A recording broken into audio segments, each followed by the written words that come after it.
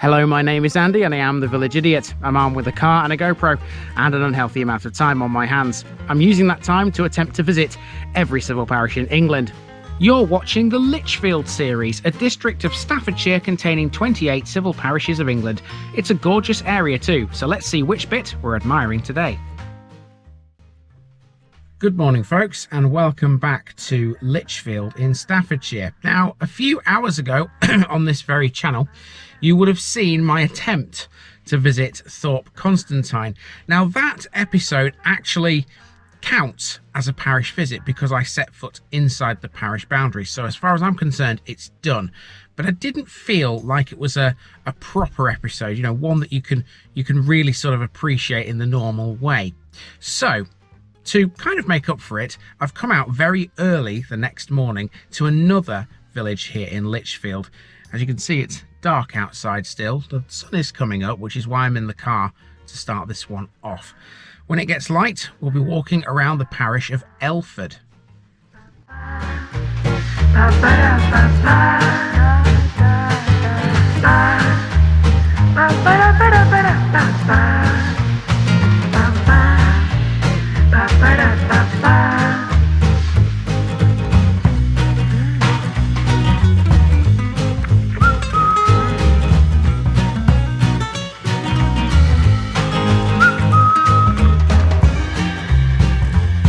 Here's my disclaimer for people who may be watching me for the first time. I say things as I would in my native accent and dialect.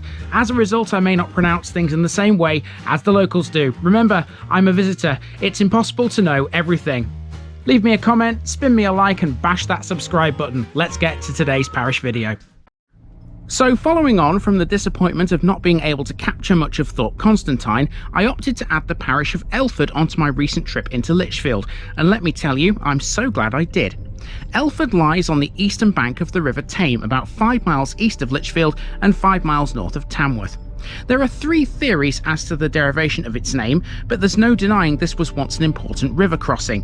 One theory suggests this was Elford Ford. Ella was the son of Elthelred, the King of Mercia in Saxon times. He's believed to have been buried in a tumulus at Elford Lowe, a small hill about 1 mile east of the village. Secondly, this may have been Elder Tree Ford, but the one that seems to hold the most weight would be Eel Ford, in reference to the many eels found in the river. Elford is dominated by 2 main names, Lady Mary Howard and her cousin Francis Edward Paget. Lady Howard was a major benefactor to the village and a distant descendant of Catherine Howard, once the wife of Henry VIII.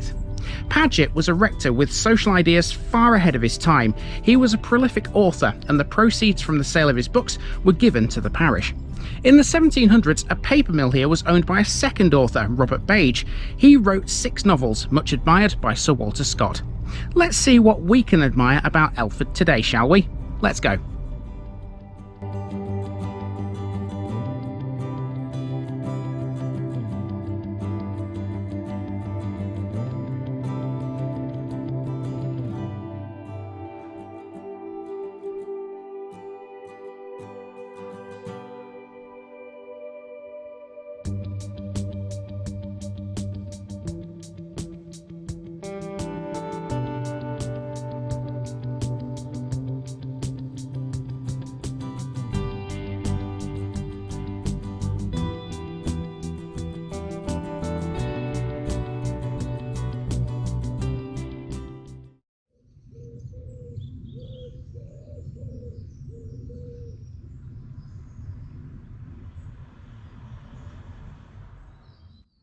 Straight away, despite the murkiness of the early start, we've got landmarks.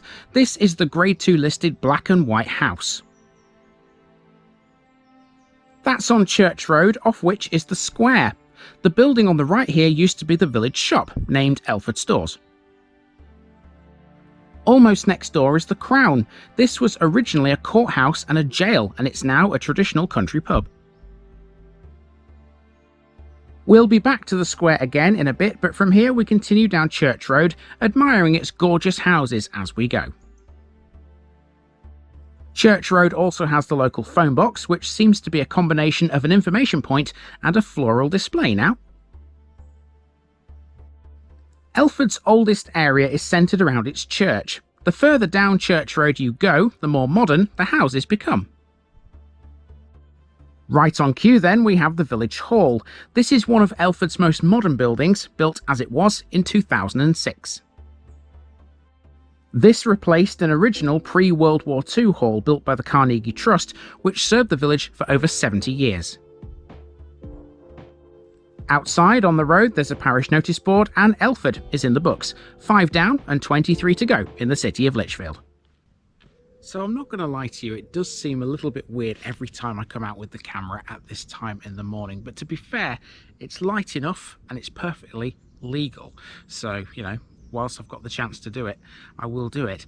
This one doesn't really have a route either. I kind of hastily planned this in my hotel room, but I think I've got the basic crux of it. It's a nice circular walk, and then later on there's something to the south of the village which I'm sure you'll like to see, hopefully, fingers crossed.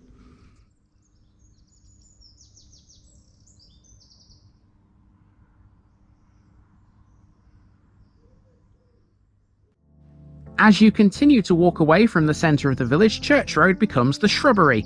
We're now close to the River Tame. It can be clearly seen in places like this street called the Osiers. It's believed eels from this river gave Elford its name. The river would also give its name to the town of Tamworth, once the principal centre of royal power in Anglo-Saxon times. It had a strategic role to play in the war too. Pillbox bunkers lined its length, one of which can be seen from Elford's churchyard. Our next mission is to get ourselves to the A513, the main road which skirts Elford to the east. There are 2 ways to do that. One way is to follow the shrubbery. Through these trees, the road leads directly to the A513 and to Elford Mill. The other way is through 7 Acres, a collection of 25 apartments, bungalows, semi-detached and detached homes. Although a little hard to follow, there's a public right-of-way which runs through it.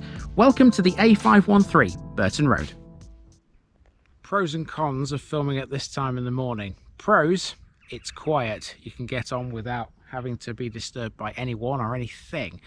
Cons, seeing as it's becoming late August now and heading into September, you do tend to walk into spiderwebs. Lovely.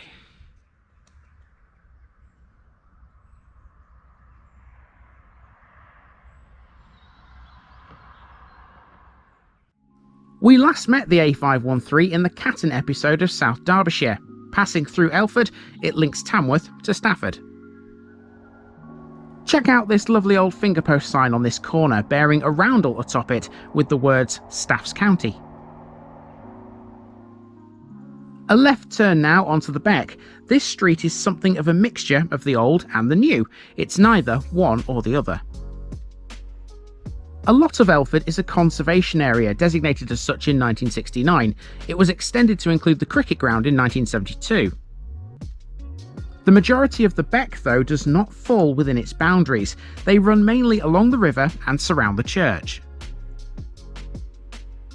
That said, it does still possess some pretty buildings, tall, imposing ones that are gated and with long drives to boot. Can't deny this is a pretty village, and it's a very varied one too. As you walk along the street, you're faced with new houses and then old houses, then new houses, then old houses, new, old, and it's kind of a mishmash. They're all sort of thrown together almost. It's an interesting one.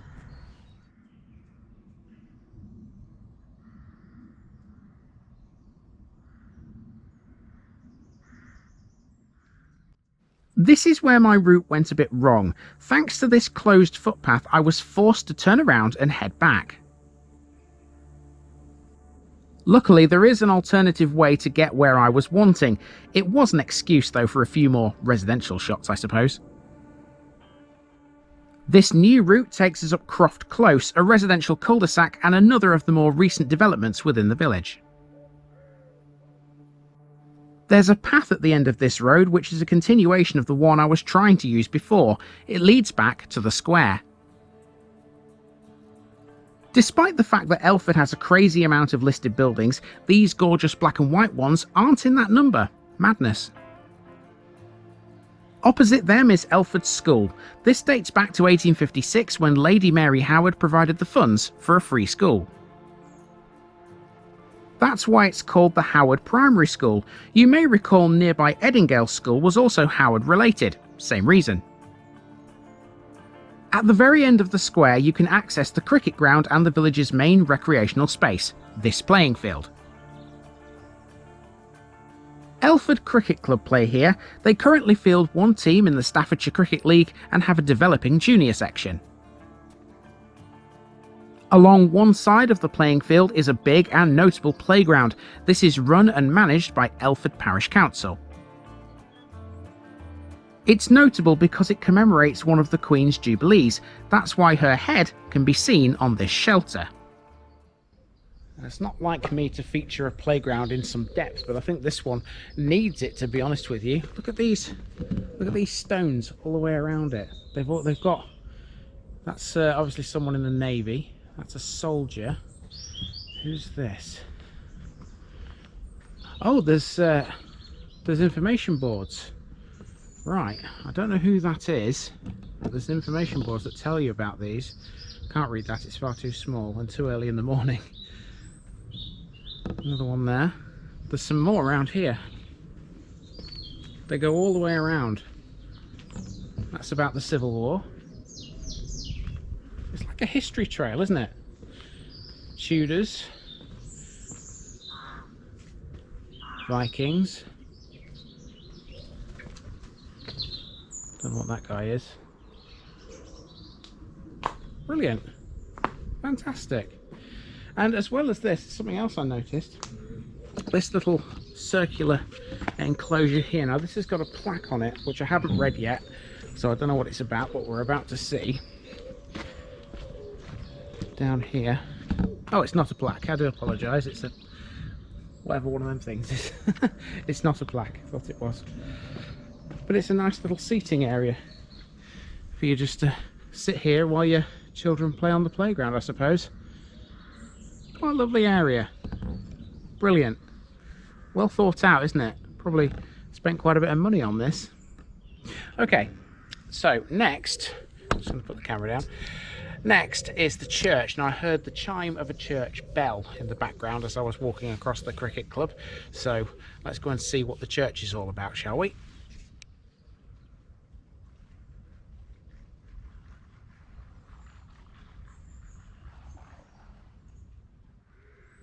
This property is the Grade 2 listed Avenue House, a tall, late 18th century red brick building. The interment stones at St Peter's Church now come into view. A Christian place of worship has existed here for centuries. The first church at Elford developed in the 7th century when a wooden cross was erected on the site of the present church's grounds. This, of course, is not a Saxon church, but it's a fine old building built in the pointed style of architecture. Its tower has 6 bells and a clock. Internally, it has many antique monuments and effigies of the former lords of the manor. The church was restored in 1848 and was decorated with stained glass windows, giving it a very handsome appearance. One of the former rectors here was Francis Edward Paget, a prolific author and cousin of Lady Mary Howard. Both once lived at Elford Hall, which was demolished in 1964 after it fell into ruin. Elford Hall gardens are all that remain. These were the hall's walled kitchen gardens, and they've been restored by a local voluntary group. They're well worth a visit. The gardens are open every day from 9 AM until dusk. They have free parking, they're dog friendly, and they're free to enter. Now, of course, it's too early in the morning for this to be fully operational, but you can at least walk up to this point here with no problems. The main wall garden is right there, as you can see, and that, of course, is closed at the moment. But I can, of course, get around that by giving you today's special section, which will tell you all about what's inside the walled garden. Elford Hall was a mansion erected before 1757 by the Earl of Suffolk and Berkshire, Henry Bowes Howard, and his son, Lord Andover. In 1935, the hall and much of the surrounding land was bequeathed by its then owner, Francis Edward Paget, to the people of Birmingham. It was intended to be used as leisure facilities or for day trips for the people of Birmingham. By the 1960s, it shared the fate of so many country houses up and down the country and was torn down. The walled garden is its only reminder. What you're seeing now are some of the delights that await you inside the walls if you come to visit. This project began life in 2009 with the objective of saving the walled garden from development as brand new housing. When it began, the garden was nothing more than just a vast, derelict wasteland. Only a small handful of villagers and their dogs knew anything about it. Fast forward a few years, and haven't they done a fantastic job? So now we're returning to the car via the avenue, which is the other road that leads up towards the church. You can see the main church entrance there in the distance, an avenue house overlooking it to the right hand side as you walk up the road, or left hand side if you're walking back down like me. So this will take us back to the car, and that has been Elford, the main walk around Elford, at least anyway. I do have one more thing though I would like to cover in this episode, and that is Elford Mill, which is to the south of the village. Let's go and find out to finish.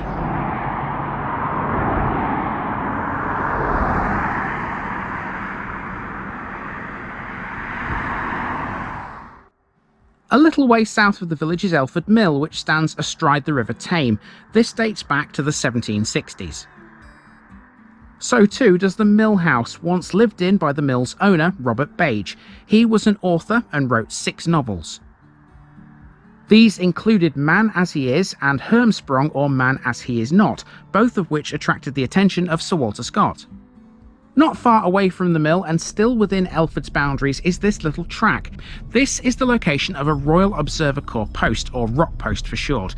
There isn't much to see, above ground at least, but it was constructed during the Cold War and was operated by volunteers between 1955 and 1991. Something a bit unusual to end this week's episode anyway. That's the end of this little run in Lichfield, but I will be back in the near future, so stay tuned for more adventures in this wonderful part of Staffordshire.